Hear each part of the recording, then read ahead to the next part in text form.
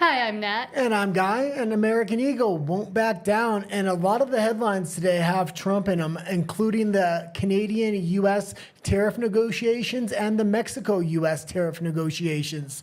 Let's get into it. Yes. Starting with American Eagle. Yeah, let's start with American Eagle. And this kind of came up last minute. You told me to put it in there. Yeah, because I saw that today they released a statement, I believe on their Instagram, we'll get a little bit more into it, where they're just kind of doubling down on what they said. Sydney Sweeney has great genes. We think a lot of people look great in jeans. We're celebrating this. Well, I think they don't know which way to go because they started pulling these ads. We know They pulled some of them, apparently. Yeah, we know it's an extremely woke company to begin with. They started pulling the ads, then they got backlash from the right. The stock price started to drop after that, so now they're trying to take it back. Not a lot of people know they started pulling the ads, so this may work for them. We'll have to see, but let's get into the article. So from Variety, American Eagle defends Sydney Sweeney ad campaign amid controversy. Her genes, her story. Great genes look good on everyone. And American Eagle is standing by its controversial ad campaign featuring Sydney Sweeney, which includes various commercials with the tagline, Sydney Sweeney has great genes, with that play on word between genes, genetics, jeans, pants. The campaign creates a pun around great genes. We all know this. This is becoming a pop culture phenomenon. The ad campaign is highly successful, even if you don't agree with it, for the amount of free publicity it is getting. Mm-hmm. I was watching a debate about this last night. The sorry thing was it was four liberals all debating and agreeing on this. How you call that a debate, I don't know. It was on the Raging Tomato. Usually they have good debaters, but last night was a bit of a joke. So Sydney Sweeney has great genes and always was about the genes, her story. The company said in a statement posted on social media, "We'll continue to celebrate how everyone wears their AE genes with confidence their way. Great genes look good on everyone."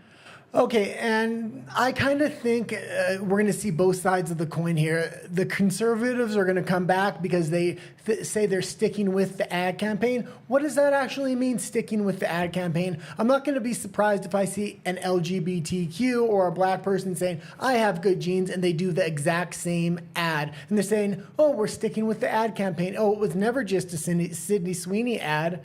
And that's how I kind of think they get out of this. Them being such a woke company in their DNA for the last decade, I definitely seen the campaign going forward with further commercials filled with diversity, but shot in the same style. And apparently even Stephen Colbert came out and said that this was getting out of hand, because even Stephen Colbert, who frequently speaks out against Trump and the White House, called the backlash against Sweeney and American Eagle overblown.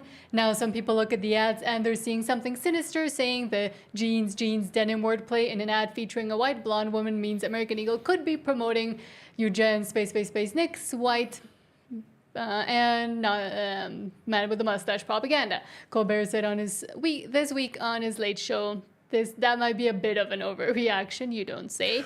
Sydney has yet to publicly comment on this as well, which I've also found interesting. And here's what American Eagle said about it. 1 second before you go into this. Stephen Colbert right now has been put on notice. He wasn't supposed to be fired quite yet with all these statements that are coming out. His firing may be premature. They have the ability to cancel his contract now for the things he has been saying. So for him to be coming to the middle, he may be just trying to save his own skin here. But, I mean, even for normal people, I mean, not that Stephen Colbert is normal, but it is overblown. It's just the crazy women that are, in my opinion, jealous of Sydney Sweeney online, just yelling and making a big deal about it. Because they were not featured and their type is not featured anymore. I was actually rather excited to watch the debate last night. I assumed there would be one conservative or somebody on the other side to actually give the talking points. And when all four debaters agreed that this was a racist ad, I just said, man, what the hell? A little bit of pushback here would have crumbled their entire argument. Mm-hmm. And Rafa says hello. So hello, Rafa. Thank you for being early. Here. Yes, because now we are starting early. And I do owe a video to this channel and the next channel. I've been working on it all day, but still got to finish rendering. Mexican population collapse is the next one coming out for you. Yes, either later tonight or tomorrow. Hopefully tonight. Yes. Okay. At least in English. The Spanish one I'm working on. Let's go into the statement here. Oh, did you read the American Eagle statement? Yes. It was at the top. Oh, read it one more time. I thought it was at the bottom in blue. But they had put it. I had read it from what they read. Okay, Sydney Sweeney has great genes, is and always was about the genes. Her genes, her story. Will continue to celebrate how everyone wears their AE jeans with confidence, their way. Great genes look good on everyone. Well, and this is starting to go viral. I was seeing X today, and people are going to the stores trying on the AE jeans, the Sydney Sweeney jeans. So now that you have kind of this viral marketing campaign going that American Eagle doesn't necessarily have to pay for, this is starting to be a major potential hit. We remember Minecraft when that marketing campaign went viral. If you can get the customers to make the marketing campaign for you, you have something special in your hands. And also, I've seen, this controversy got all the way to Mexico and Mexican commentators. And there is one girl I watch who's very left-leaning. I don't know anybody who knows her in English, but her channel is El Mundo de Andy.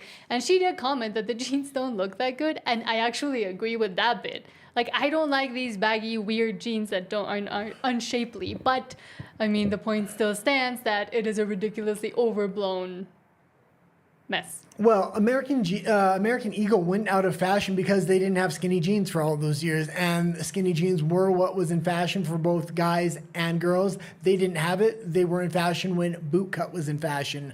Bootcut's now coming back because country music is coming back, because American or Americana classic culture is coming back. So American Eagle with the name America in their name could potentially have a comeback, especially with a retro styling like they shot the Sydney Sweeney commercial in. So I would look for a potential rebranding of what American Eagle is here. I understand it's a dead brand, but it's not completely dead, and it can be revived.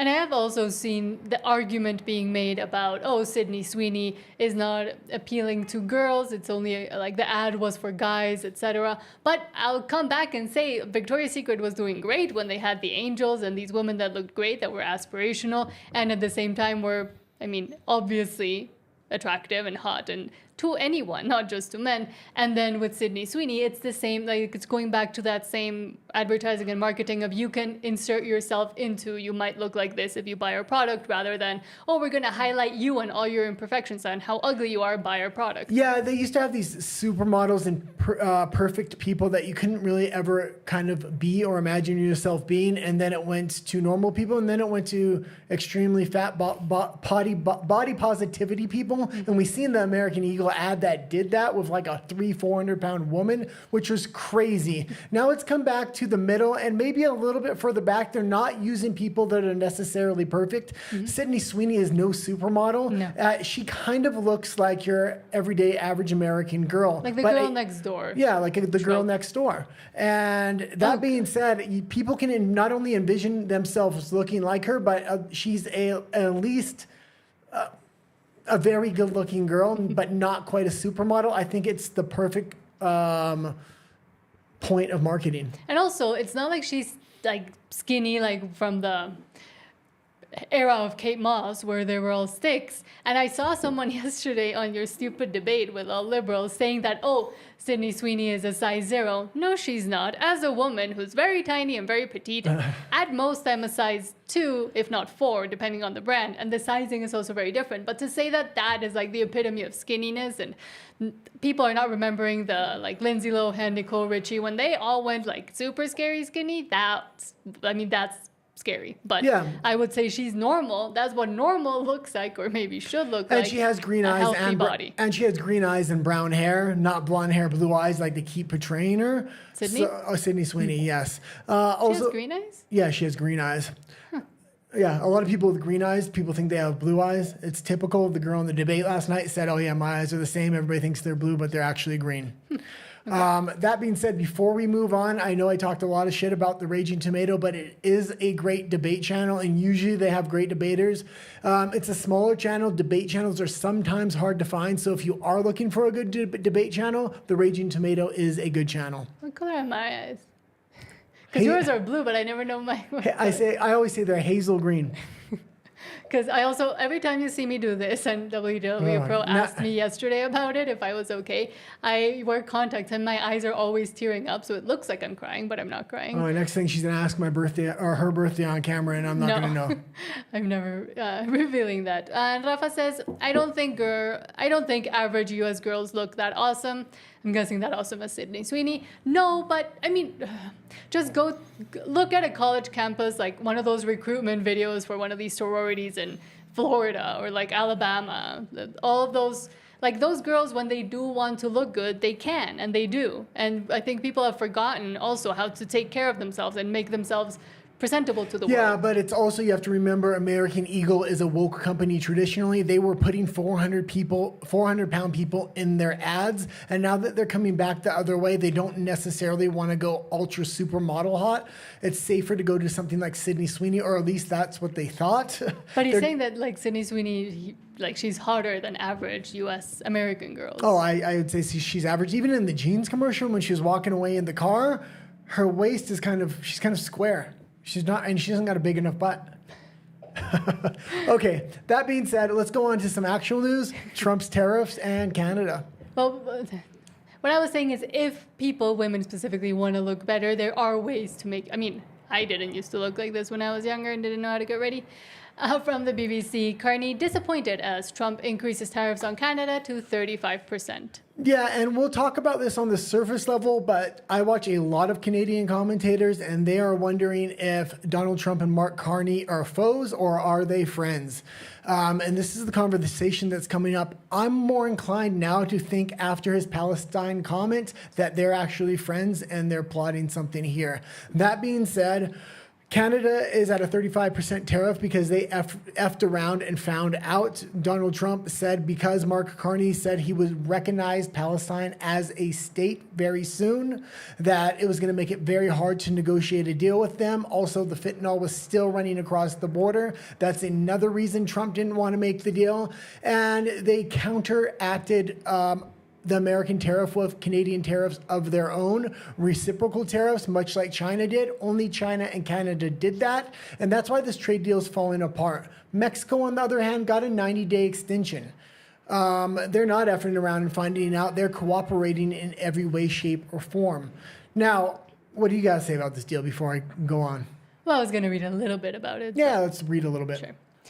So, if you don't know, Mark Carney, as Canada's Prime Minister, has said he is disappointed by an increased tariff on some exports to the United States. U.S. President Donald Trump escalated a trade war by boosting the tariff rate from 25% to 35%, saying that Canada had failed to cooperate in curbing the flow of illegal substances and other stuff across the U.S. border. The Canadian government says it's cracking down on drug gangs. However, most goods from Canada will dodge the import tax imposed by the U.S. thanks to an existing trade treaty, the USMCA. Trump also announced sweeping tariffs on dozens of countries as he continued his drive to remake global trade. Yeah, now there's three major talking points here, if I can remember them all. What do you got to say about this before I kind of go into it? Oh, just quickly, Rafa says, I'm going to leave early, got a really important family event, but I'll watch you on the repeat. Thank you so much. Good luck on your family event. And what were you asking me? What did you have to say? See you in a bit. What did you have to say about the Canadian tariffs here? Me? Yeah. Well, okay. I haven't thought too much about it. I'll break this down a little. They mostly deserve it because Carney has been talking this big game, and when they did have an opportunity to maybe curb it a little bit when they knew that Trump was already coming in, and they had the opportunity of electing, for example, Pierre Poilievre, who would have been a little bit nicer, at least, towards the U.S., what Carney is doing is dooming the Canadian economy even more because if you didn't know, Canada has a lot less to offer to the U.S. than Mexico has, for example, and with all their restrictions on oil and logging and everything because of the environment, they're not even able to extract enough things to export out to the U.S. that could be potentially, good for the U.S. or that necessary for the U.S. to have. There you go. I forgot my talking point. You went on for so long. Well, I wasn't expecting you to talk than I was about to, but let me think about this for a second. This is how you know we're live and we're not AI. It was actually a pretty important talking point. Sorry. Well, why don't you keep going now? Well, that was all I had to say. Okay, why don't we go into... there's a Palestine thing. That was the last talking point I wanted to make there. But okay, we'll kind of go into it. Sure. The UK, Canada, as well as France are all saying they're going to recognize Palestine as a state. I think this is completely detrimental.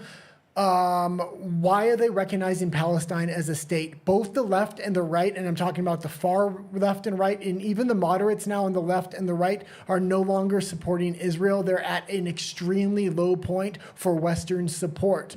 That being said, all these Western countries are saying they're going to recognize Palestine as a state. I don't think they're trying to put pressure on Israel. I think that they're going to recognize them as a state, so then the Palestinians can get refugee status in these countries. Once they have refugee status in these countries, they're going to ship them out by plane to all these countries like they did in the middle of the night for the Afghanis to the UK, and then it came out in a big scandal 7 years later that the UK government paid millions of dollars to fly war-torn Afghanis into the UK, and they wonder why they're having all these violent and other issues in their country.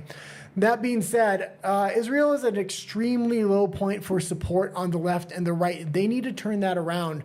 The only way to really turn it around is a false flag attack. The United States and Israel are best known for false flag attacks by their deep state. If they can get these other countries to accept these refugees by recognizing Palestine as a state, they can then have false flag attacks within those countries, turning the citizens of those countries against the Palestinian people and a lot of people in the Middle East, and then put support for Israel back up at the top. It's a potential. I'm not saying that's going to happen, but in order for that not to happen, these Western countries need to not take Palestinian refugees. Palestinian refugees are going to fit much better into and really migrate into Muslim countries a lot better and easier. Okay. Okay. Well, I didn't know if you had something. Did you remember your other point? Well, no, I was talking about that point, but yes, I mean, I can read a little bit about it. So Trump seeks to use Canada's recognition of Palestinian state as leverage in trade talks. Canada's announcement. Oh, that's what I was going to say. This is probably the most important talking point that a lot of people aren't talking about in Canada. They're becoming very fascistic and socialistic right now, and they're doing it in a very strange way because the Canadian people are demanding it from the government. What is fascism? It's when it's when private businesses merge with the government in a public-private partnership. When the World Economic Forum was suggesting this, the people around the world were actually outraged. Now what's happening, because the Canadian economy is in such dire straits, especially these big industries like the lumber industry, like the steel industry, like these huge industries that really make the Canadian economy tick, the people that own these companies and the corporations that own these companies are demanding that the Canadian government give them massive investments and become shareholders in the company, meaning the Canadian government would potentially own large portions of the biggest companies in Canada in order to keep them afloat. The Canadian government isn't the one that's suggesting this, but the Canadian businesses and citizens themselves are demanding this.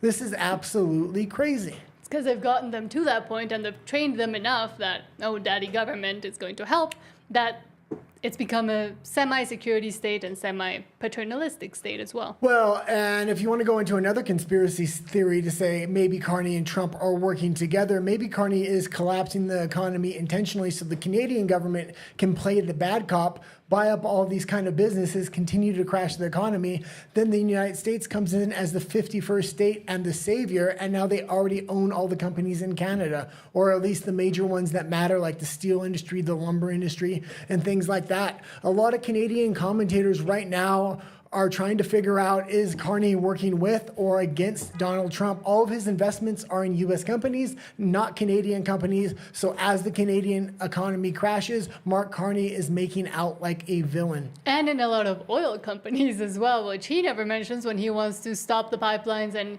help the environment by not letting Canada and Alberta use their oil resources and their natural gas. But then he, has a bunch of investments in that elsewhere in the country, especially around the Middle East. Nobody talks about that either. But with the whole fascism thing. I hate that that word is so overused to describe the right, which, I mean, yeah, it came But out if we go up into, from. but if we go into the definition of fascism, it is a public-private partnership, and that's exactly what is happening definitionally in Canada right now, or what the Canadian people are kind of demanding. The nationalization of, yes, Yeah. private corporations to be state-owned or state, at least, more state involvement with the companies.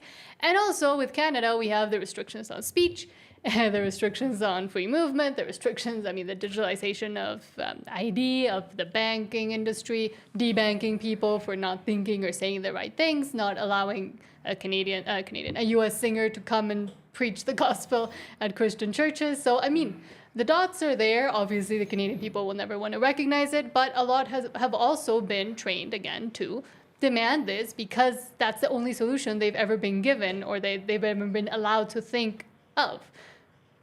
Right? Yeah, it's pretty crazy what's kind of happened to Canada to think about it. Like, we moved away from Canada because the direction they were going, and they're going even harder in that direction, and the economy is about to fall off a ledge.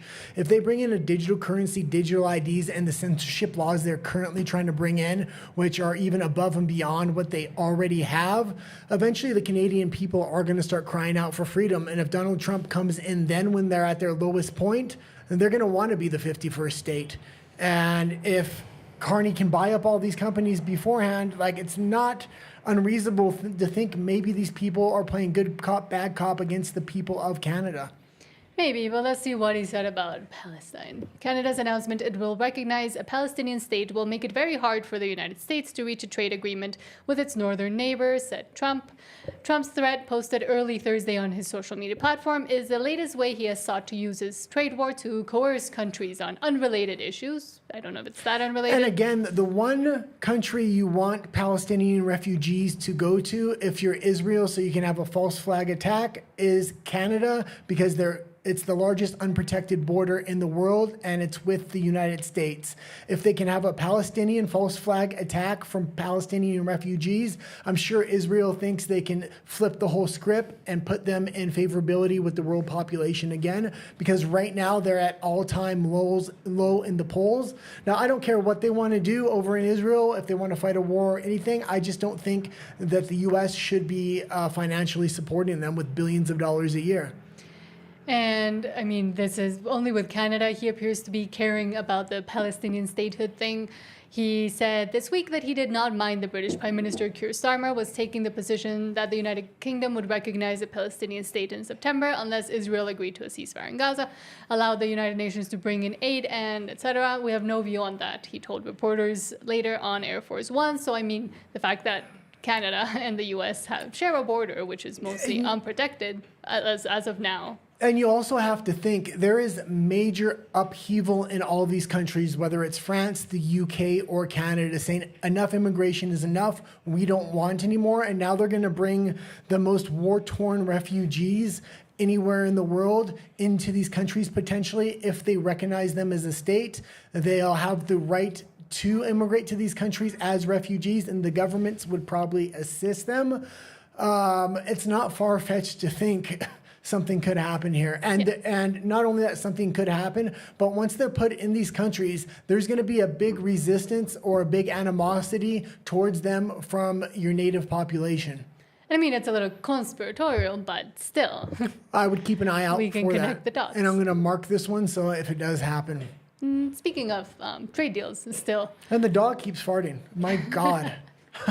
It is the dog. We have a French bulldog. They're notorious for doing that. And you gave her a bunch of fish today, which doesn't help. From NPR, Trump announces 90-day extension of prior trade deal with Mexico. So this is a completely 180 from what we just talked with Canada about. And it might be because the Mexican government has kind of been put on its place already, in my opinion, by the U.S. at least, in the past few months. President Trump says he will delay tariffs on Mexico as trade negotiations continue. The announcement comes as countries around the world, same thing they said before. Trump said he had a very successful conversation. Yes, good. Defund NPR. Don't want to help you.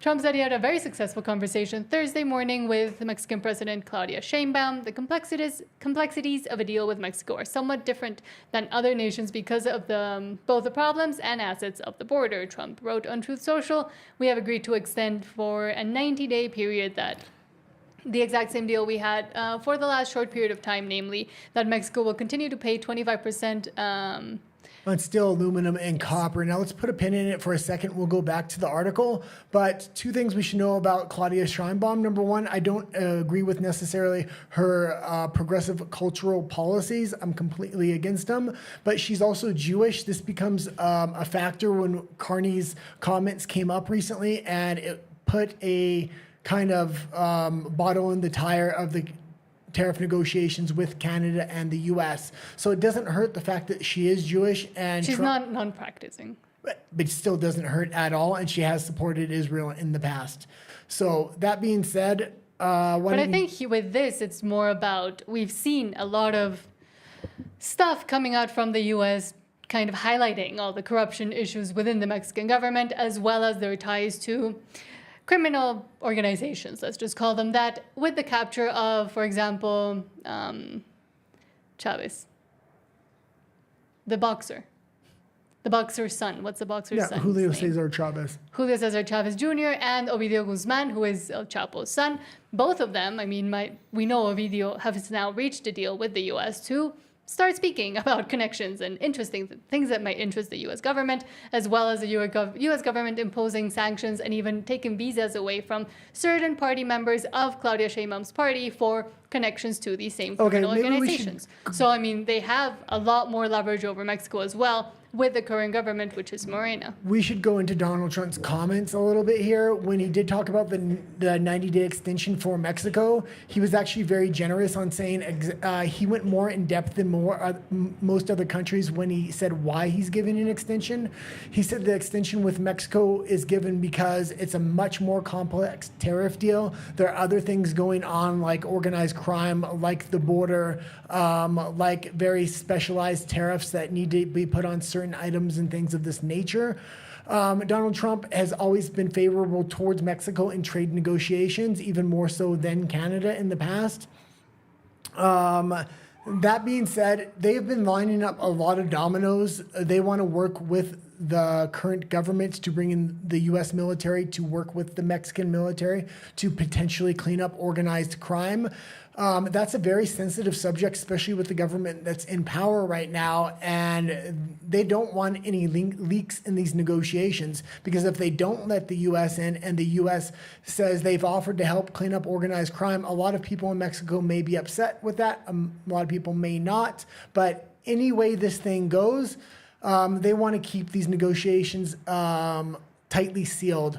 Also, that being said, I watch a lot of people from the Trump administration and people that a lot of other people might not watch, and they've all said nothing but good things when it comes to these complex negotiations with Mexico, which always isn't said about all these other countries. Most of these trade negotiations, they're saying negative things about these countries to really ramp up the tension and get the best deal for the U.S. So far, it seems like Mexico has been bending over backwards to kind of get the best tariff deal that they can. And I really hope that they do. I don't want to see the U.S. military come into Mexico either. No. We do live here, so. Yes, and that would be a terrible idea. But then again, I'll continue to say the U.S., Trump specifically, the U.S. Department of Justice, etc., does have a lot of party members of the current party in power by the balls, essentially. Like they have a lot of information that they also might release or may be able to release. So that could also come into play with the tariff negotiations. And it would be the last thing that Claudia Sheinbaum would want,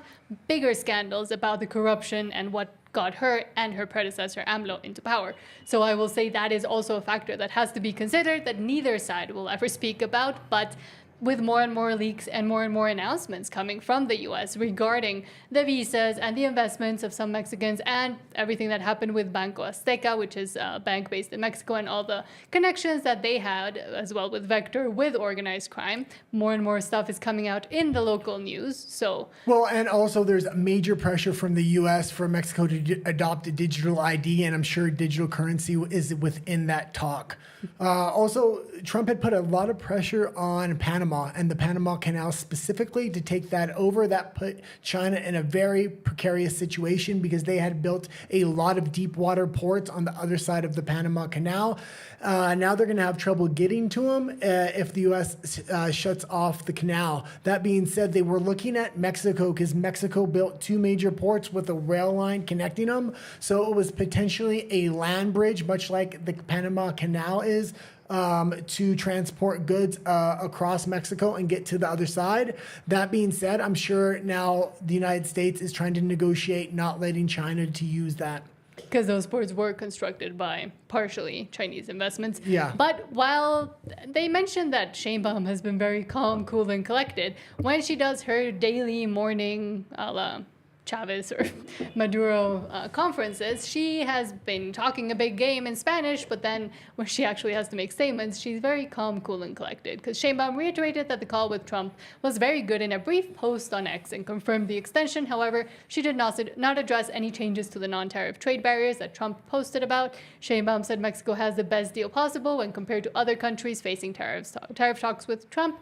Our strategy of keeping a cool head, strength, and firmly defending our principles has worked. And again, they have no principles. And again, I don't like Sheinbaum a lot, but I think she's approaching these negotiations as good as you can. And I think there is a lot of other factors within this Mexican negotiation that other countries don't have. So there is extra hoops that she has to jump through. So far, so good, but we'll see we'll kind of see how it progresses. Mm-hmm. Okay, let's go into the next story here, and it's Trump again. Yes, this is a bit more worrying. From Hustle, BITCH, I can't say that word on YouTube. Breaking, Trump launches digital health tech ecosystem with OpenAI, Anthropic, Amazon, Google, Apple, and Microsoft. They call it modern healthcare, but it's a Trojan horse. This is his opinion, for AI surveillance, biometric tracking, and control. Why do they want your DNA? Yeah, and here in Mexico, they're already getting our biometrics by force. So yeah, and this is kind of becoming an issue over and over again with the Trump administration. And before I kind of go into this, I'll say I have been a longtime Trump supporter in Canada and in Mexico. It's not always easy to support Trump in these countries, but I have not only been a Trump supporter, but been outspoken. So when I bring up flaws in the Trump administration or things that are coming up, it's to kind of hopefully push them in the right direction. And Palantir specifically is becoming a problem. Digital data gathering and surveillance of the American public, whether it's through healthcare or digital ID or other means, is becoming a real problem. Palantir is collecting a lot of data on the American public specifically for military purposes. They want to do this on a global basis. They first are experimenting, or it looks to me, potentially experimenting with digital data gathering through the U.S. government and the U.S. population first. And again, we did kind of leave Canada because of the plans to do this and the legislation that was being put in place. And then we get to Mexico, and now I've been banging the drum about the fact that Mexico is trying to do the exact same thing and forcing a digital identification, biometrics and everything on the Mexican population starting in 2026, which kind of came out of nowhere. And just as they also redid their legislation on telecommunications, which now means you may need to use your phone and your biometrics to log into social media, where they can just monitor in case you say something misogynistic or other things that they could censor. Yeah, and if you're looking at a country that's actually already starting to do this, it's the UK. We've covered this heavily, not only on this channel, but on my morning show. In order to get into Spotify and Reddit, you're now having to either submit your digital ID through your phone or have a digital face scan, which is absolutely crazy. The law was originally supposed to be for hardcore pornography and things of this nature, so kids wouldn't get into it. It's being much broadened out by the UK government extremely quickly. People are starting to use VPNs and things of this nature to kind of avoid it. The next step, I would say, is in order to log into your phone, the UK government may require a digital face scan, so they know everywhere you're searching on the web, so you don't have a chance to use a VPN potentially. Yes. Sorry, YouTube. Please don't censor us. But yes, do you want to see? Oh yeah. Let me get my headphones here. And I think we have an article on this one as well, don't we? Mm-hmm. Remember, we can't say the P word. Okay. But with today's announcement, we take a major step to bring healthcare into the digital age. something that is absolutely vital. You got to do it. Moving from clipboards and fax machines into a new era of convenience, profitability, and speed, and frankly, better health for people. And they sometimes try to use the convenience or security of these types of measures, but And I understand it's Donald Trump saying this, so a lot of people are going to be like, oh, it's far more trustable. I can understand why. Let's not forget the jibby jab era was very close. If you have a complete digital medical surveillance state, it's a lot easier to demand jibby jabs from people and to know who has them and to know who doesn't. And as much as I like Donald Trump, he was the one that had Operation Warp Speed and brought these jibby jabs to everybody. His policy didn't change to a long time after, when he was constantly being booed by his base at his rallies. Mm-hmm. Under the leadership of Administrator Oz, we're officially launching the CMS Digital Health Tech ecosystem to give healthcare providers, insurers, and software companies the tools they need to empower Americans with a 21st century experience on health. The key breakthrough we've made is getting many of the biggest names in the healthcare and technology to agree to industry-wide standards for electronic medical records. All of those great companies that you just heard have gotten together with this group of very brilliant people. I don't know who's more brilliant, them or them. I don't know. Okay, and we can pause it again. And we also have to remember, we just came out of this age of transitioning children, and it was a big thing to identify who these kids were and to get them on this permanent medicalization that they can never get out of. It's going to be much easier to identify kids like that if that's where a future administration wants to go. Now, I understand this administration doesn't want to go there, but it's not guaranteed that him or somebody like him is always going to be necessarily in there.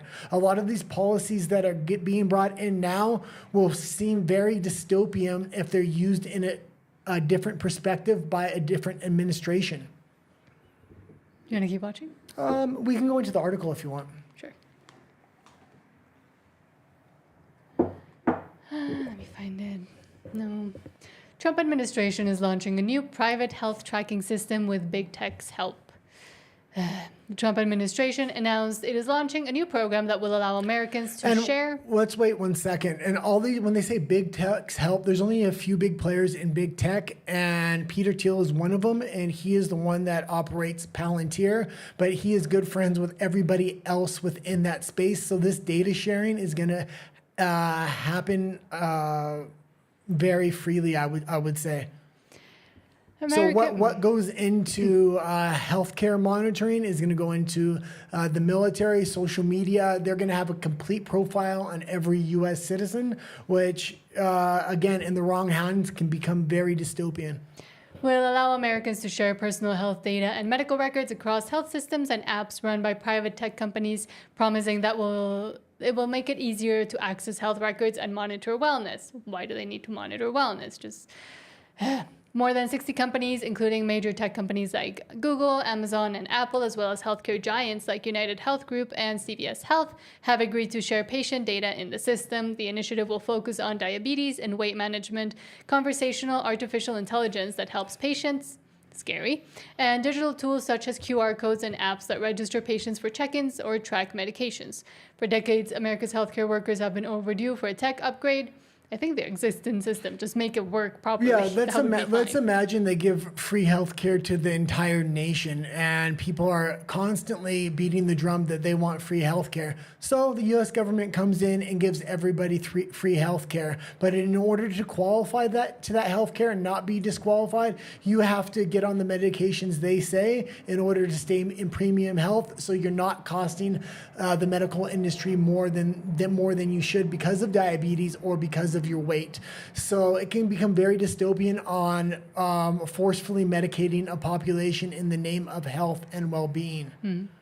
I mean, we're nowhere near that now, but this would be the first step, and this would be the infrastructure that you need. Also in Canada, they already have a very high-tech infrastructure, and when you go to a doctor's office, the doctor doesn't know shit. What he does is you give him your symptoms, he types it up on the computer, and this freaking AI, he's literally reading off the screen and telling you exactly what the AI is telling him. And it's like, did you even go to school?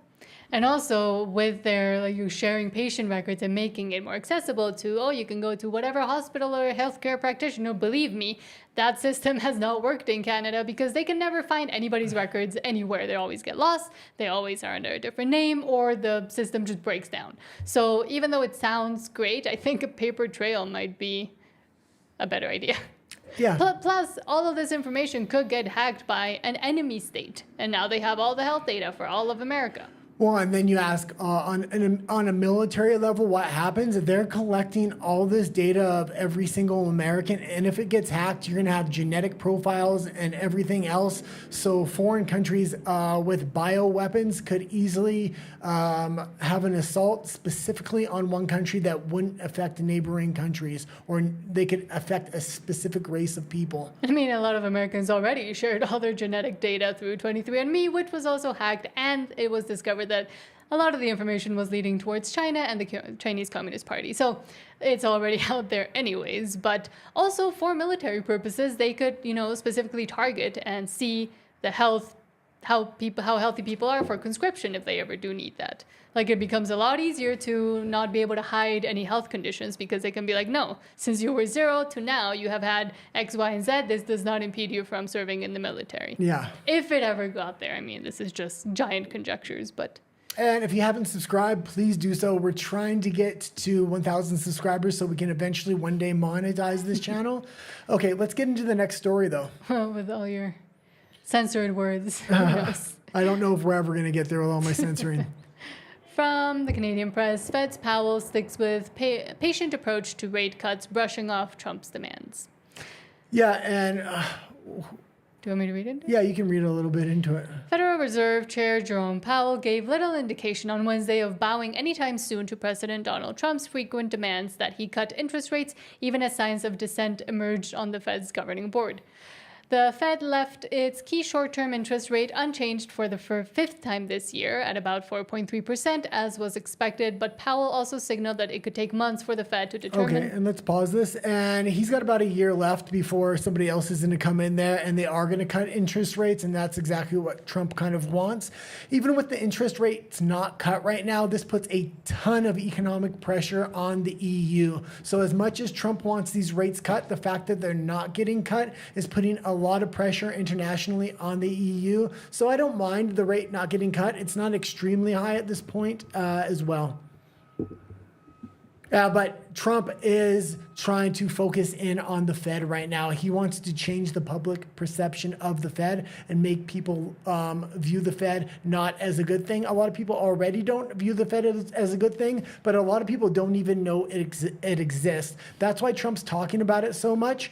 In the old system, in the old monetary system, the Fed has a very powerful position. Trump is trying to remonetize the United States with stable coins and different digital currencies, digitalize the future of the United States. Hopefully, he goes into he invests into small banks and not the large Fed. It looks like that's the direction he's going, but that's why Donald Trump is always talking crap on the Fed. He wants them to have a lesser position in the new economy.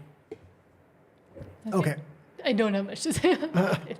Well, I actually, if you want to know more about this topic, there's somebody extremely good called Tom Longo. He runs a website called Guns, Goats, and Gold. It's absolutely phenomenal. Even if you type his name up on YouTube, he will be interviewed a lot by a lot of different people. He doesn't have his own YouTube station because he runs the website, but he is extremely insightful about the new emerging digital economy that is coming and how it's going to look not just for the United States, but in the EU. Donald Trump right now is trying to undermine the EU digital economy. There's kind of this digital war going on.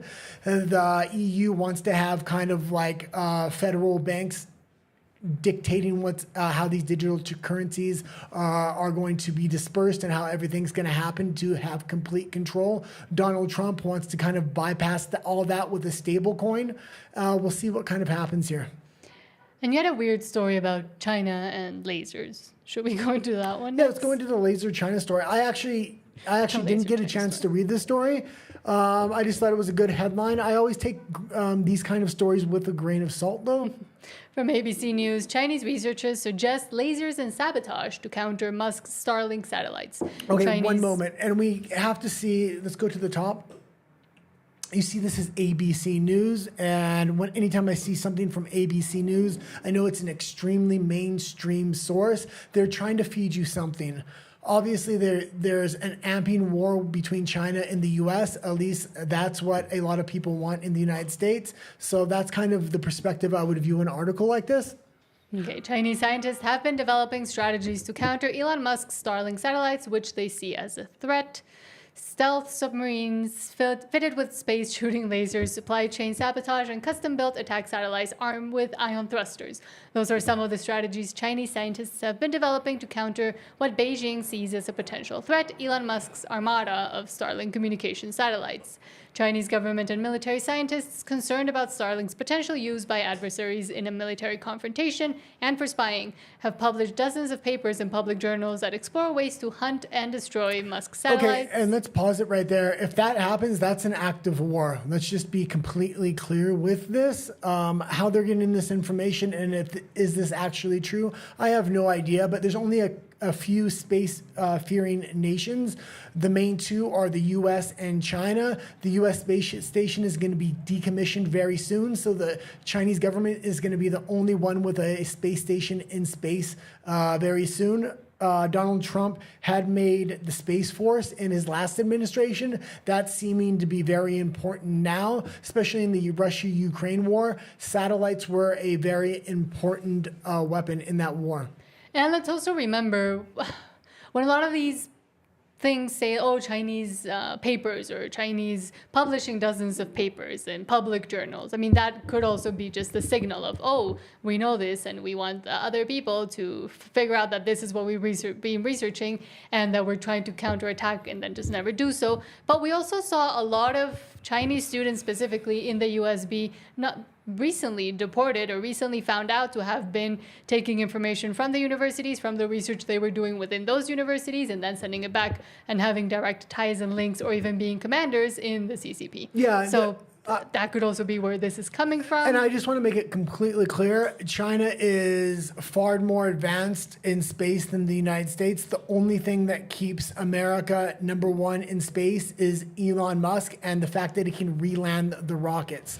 If China had the ability to re-land rockets, it wouldn't even be a competition at that point. Well, it's China, or as I usually like to think, it's just them pretending that they are more advanced, but then when you actually look into it or research a little bit or buy a car and it explodes, it turns out that their technology isn't as, safe and sound and as workable as they like to make it seem. I think they're very face first, results second. Yeah, but the amount of satellites, space stations they have in space, it's only second to the United States. And when it comes to space stations, they are going to be number one very soon. And with them working so closely aligned with Russia, it does make them a real threat when it does come to space war or warfare. They say Chinese researchers believe that Starlink, a vast constellation of low-orbit satellites that deliver cheap, fast, and ubiquitous connectivity even in remote areas, poses a high risk to the Chinese government and its strategic interests. What are those interests and why are they so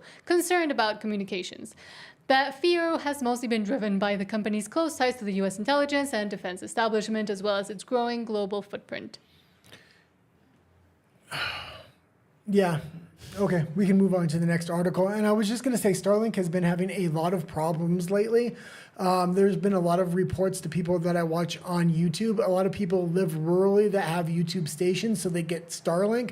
But Starlink has been going out, whether they have the portable Starlink in their car. They've been saying there's a complete regions that are having no signal or anything like that, and it's taking months to get fixed. So that's very unusual, especially when Starlink has such a grid of satellites. There should be no blackouts anywhere, kind of on the globe at this point. Maybe they're already trying to down them. Yeah, I don't know. Maybe they've. I don't want to say anything about that story really because it did come from ABC News, and you do know the mainstream would love to propagate a war against China. Well, that's like a different source also talking negatively, interestingly, about Trump when Outkick is usually, kind of center. Sometimes they say some things that are interesting. But from Outkick, Trump policing speech on college campuses is anti-American and will end in disaster.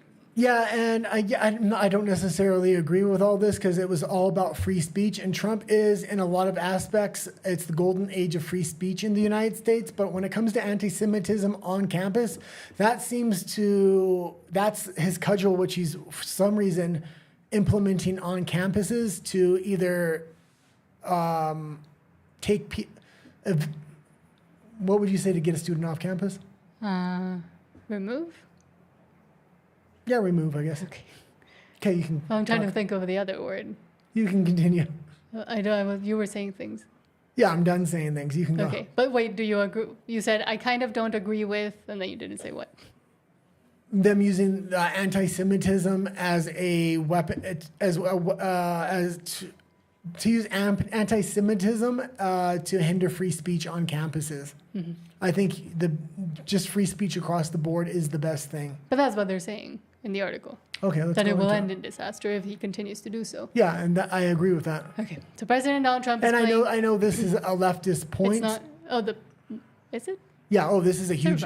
This is a huge leftist point because it's the Palestinian protests that he's going onto campuses and emitting this anti-Semitism speech to kind of cut down on free speech. That being said, whether I agree with it or not, I believe free speech across the board. Mm-hmm.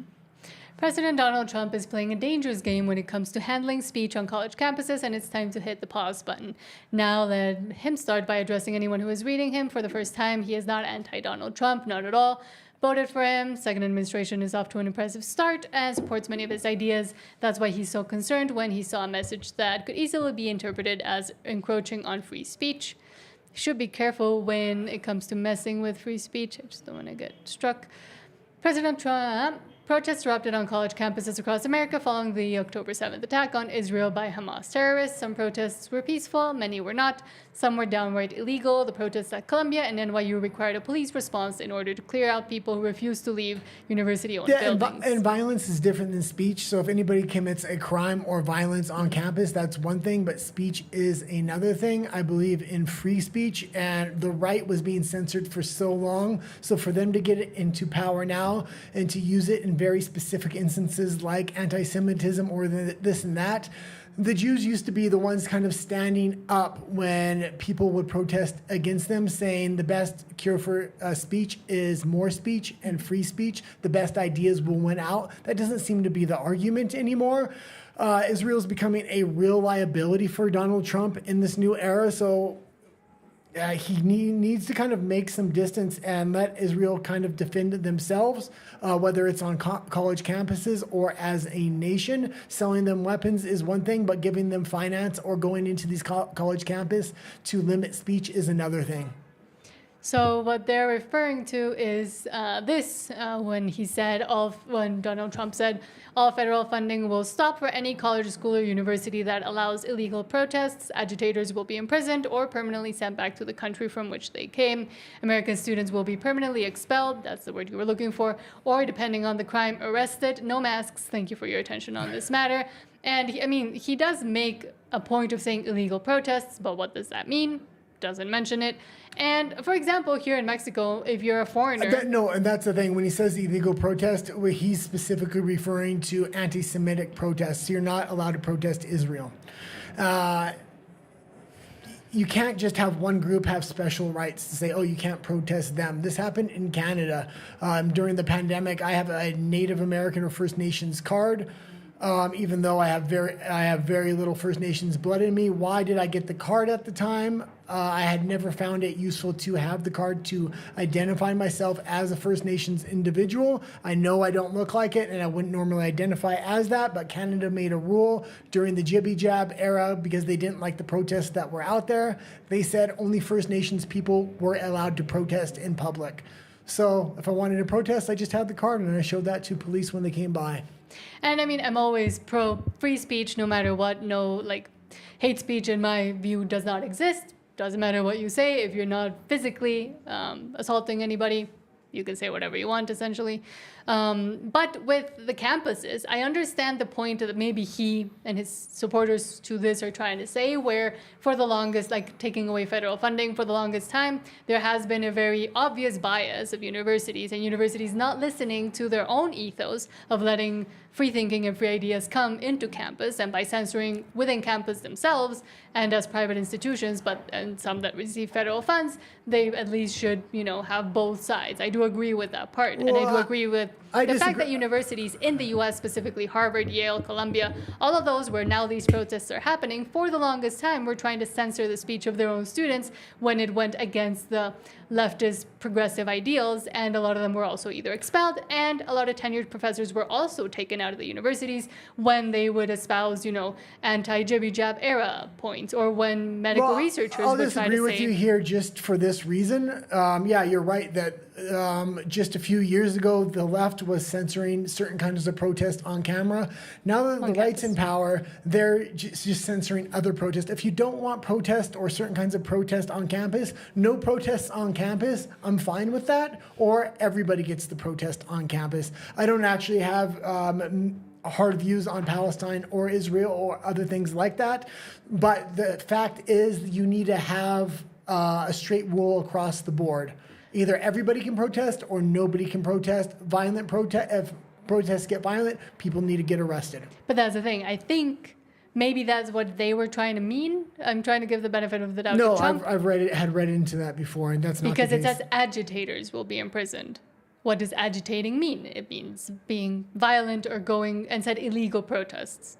So any university that allows illegal protests, what would illegal mean? Would it mean breaking windows, breaking doors? At what point does it turn violent? At what point are people, the universities or police, allowed to go arrest those people? When does it stop being free speech and starts being a hindrance or a threat to other people that are around? Maybe not even students, but just the community in general. If it got to, for example, what we saw during BLM, would you not be okay with those people being persecuted if they're burning down buildings or if they're breaking windows? My personal belief is there should be no protest on campus right now. The way it had been weaponized by the left for so long with these protests and these activists and this indoctrination in colleges, I think colleges need to get back to academia, to science and mathematics and things of this nature, and all these social justice warriors, they just need to take it out of college campuses and just make it illegal on college campuses across the board. But wouldn't that be even more censoring of speech? A lot of colleges are private institutions, and if they're taking government money,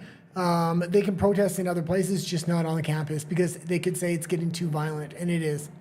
Because, he doesn't mention, Israel or Palestine by name. He has in the past, and they have in the past, and the administration is going directly after that. And I don't have I have a problem with them just, they have a different view than the left, but they're doing the same thing the left was doing. That's the issue here. Mm-hmm. So just have the same policy across the board. I know you're trying to look at this one article and say no. If you look deeper into the issue, they're using... Well, I'm looking at the statement. They're using anti-Semitic laws as a cudgel and as a weapon to go after these protests. Yes, and any specific law that tries to censor the speech of others by using one specific group, I think is also not useful, but...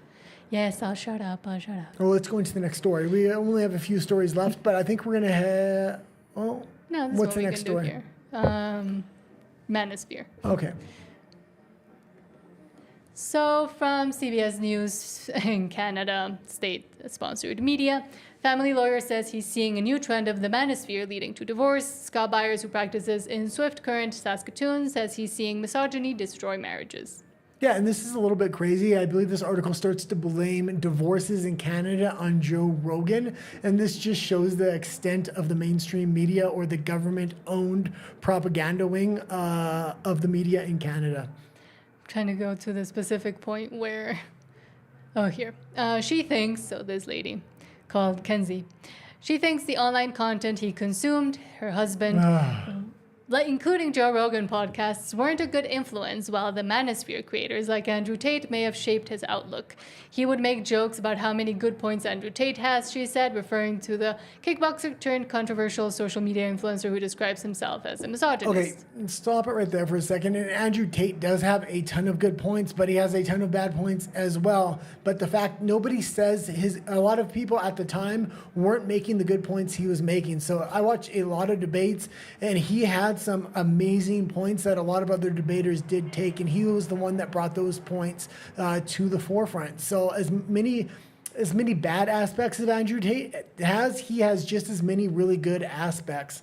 So then it continues to say, when they broke up more than a year later, she felt only fleeting sadness. The next day, I felt physically lighter, and I was over it. When Sprout got out of her relationship without headaches or paperwork, not everyone is so lucky. Yeah, and I think this is good for everybody. That if that relationship was going to end over Joe Rogan and Andrew Tate, this woman is absolutely crazy. And also, they did not discuss their fundamental values, morals, and what they value in life. Maybe even he wasn't aware of it, or he hadn't investigated it himself, and she hadn't, had to think about that either. But it is something you should go into a relationship with a clear view of what are your values, what are your morals, what do you espouse, and what do you denounce, and then go into it like that. Not try to hide it, or if you don't even know, maybe sit for 3 minutes and try to think about it. Yeah, I will also defend the other side just for a moment and say a lot of guys don't think about politics, I don't think. And I think then they start dating, and then these kind of things come up, and they just... Because women are a lot more politically involved. And they just accept the mainstream views, like feminism's okay, this is okay, because they're never really thinking about it, and they don't think it's a big deal. And then somebody brings it to them in a dynamic conversation, such as Joe Rogan or Andrew Tate, and when they really think about it, it's kind of the first time they've ever thought about it, and it's really obvious to them that feminism maybe isn't the best thing, and they do have a lot of contradictory views to what their potential partner or wife has. It's not that he was hiding who he was, he never really thought about it. And I mean, it is something that guys have to think about as well, but it's funny because that kind of happened to you, but in reverse-ish. I was just non-political, but you were extremely political. So then I started thinking about it, and I was like, "Oh yeah, she's right." I was extremely political to the right. You didn't like Donald Trump at the beginning. Yeah, and I kept being like, "Oh, look, he has interesting points." I was just non-political, and the mainstream media in Canada was just so much Trump derangement syndrome. So the first year he was elected, I didn't support him, and then I met you, and then you kind of like over time broke me down, and now I'm like. Politics consumes me now, so I'm very well thought out in a lot of my first principles and beliefs. But and they match. Yeah. But a lot of guys are going to be naturally conservative or naturally agree with an Andrew Tate or Joe Rogan. Not on everything. But they just haven't thought about it. Mm-hmm. So when they or they haven't been allowed to think about it by saying, "Oh, that's toxic. Don't even think about that. Don't even look at it." And then when they do, they're like, "Oh, but they're actually raising some good points." Yeah. But I just want to finish this story because it gets a bit more insane. Family lawyer Scott Byers, who's based in Swift Current, Saskatoon, said he and his colleagues have started seeing some of the factors Sprout described becoming a reason for divorce. It started with bad times in 2020 and couples having diverging views on things like jibby jabs, but that's shifted more recently. If you haven't discussed about jibby jabs with your partner before you even start having kids, don't have kids with that person. If you can't have that discussion beforehand, also how you're going to educate them, what kind of faith they're going to grow in, if faith is important to you. All of these little things should have been things that are discussed before you pop things out of your coochie. Yeah. As the years have passed since because what's going to happen once you have a kid and you haven't discussed this thing, if you do have a difference of opinions, it's going to be very messy. Mm-hmm. And you're putting a lot more people into your mess. Yeah. As years have passed since those times, I'm certainly seeing more clients come in and telling me my spouse isn't the person I knew when we met. He puts his earbuds in and he's listening to these podcasts and a lot of thinkers associated with the so-called manosphere.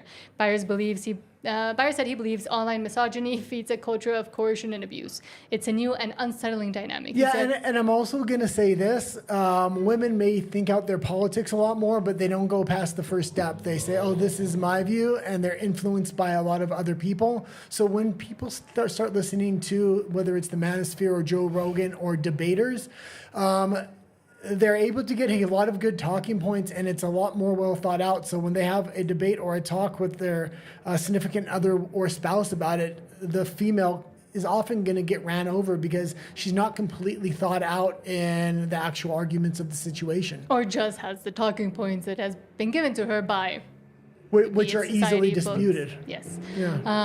And I was also going to say, because here, for example, they say that like one of the couples he worked with, or like women he worked with, said that the husband started having radical ideas about gender and like started to express views about how their children should be raised that my client just couldn't accept, that the woman couldn't accept. So probably saying, oh, we shouldn't turn our 3-year-old boy into a girl just because he likes to wear pink sometimes. Like that's not a radical view, but the fact that how they thought about it was so completely divergent, one being insane and one being, sane and normal. Well, we have to remember this is Canada, and the courts have been completely weaponized against men. So making arguments like this, the woman will get full custody because these are misogynistic beliefs. Even in Mexico, misogyny laws are being weaponized against Feminist free speech. laws, Yeah. Feminist legislation and gender parity and policies have been weaponized to censor and to get the party in power to do their will.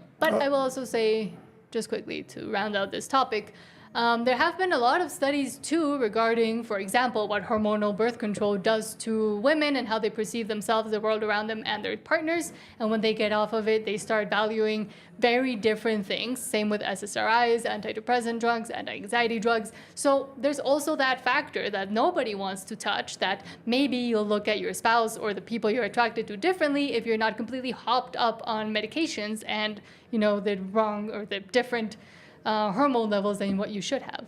Okay, let's head over to RUMBLE now, Yes. and we're going to do the last few stories over there, just because it's more of a free speech friendly platform, and the last few topics are a little bit too hot. Yes. If you haven't liked and subscribed, please do so. We're trying to get to 1,000 subscribers, and we'll see you over on RUMBLE. Yes. Goodbye. Let me switch my phone over there. It was weird because the whole time it told me there was just one viewer, but